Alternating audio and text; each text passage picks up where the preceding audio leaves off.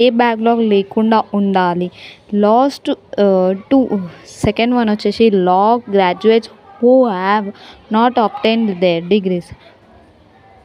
3 సంవత్సరాల లేదా 5 సంవత్సరాల కోర్సు పూర్తి చేసిన గ్రాడ్యుయేట్స్ అయి ఉండాలి. సో, బీసీఐ మనకి ఇది చెప్తుంది. ఇంకా నెక్స్ట్ చూద్దాం. వీరు ఏఐబీ ఆల్ ఇండియా బార్ ఎగ్జామ్ రిజిస్ట్రేషన్‌కి అర్హులు. ఎలిజిబిలిటీ వివరాలు: ఫైనల్ ఇయర్ లా స్టూడెంట్స్ వితౌట్ బ్యాక్‌లాగ్, 3 సంవత్సరాల లేదా 5 సంవత్సరాల ఎల్ఎల్బీ చివరి సెమిస్టర్లో చదువుతున్న వారు, బీసీఐ గుర్తించిన యూనివర్సిటీ లేదా కళాశాలలో చదువుతున్న వారు, గత సెమిస్టర్లో ఏ బ్యాక్‌లాగ్ లేకుండా ఉండాలి.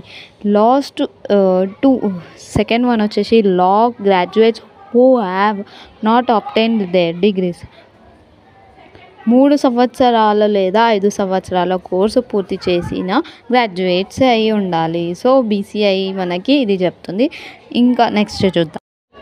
బీసీఐ గుర్తించిన యూనివర్సిటీస్ లేదా కళాశాలల నుంచి ఉత్తీర్ణులు అయి ఉన్న డిగ్రీ ఇంకా పొందని వారు, కోర్సు పూర్తయి డిగ్రీ అందుకోవడానికి ఎదురుచూస్తున్న గ్రాడ్యుయేట్స్ కూడా రిజిస్ట్రేషన్ కావచ్చు.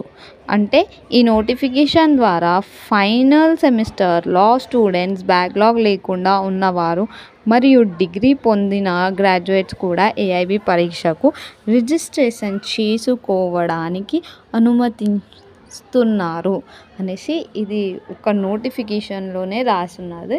నేను తెలుగులో ట్రాన్స్లేట్ చేస్తున్నాను అంతే. ఇంకా ఉంది కంటిన్యూషన్. పార్ట్ 2 కూడా నేను చేస్తాను. Thank you for watching. Bye.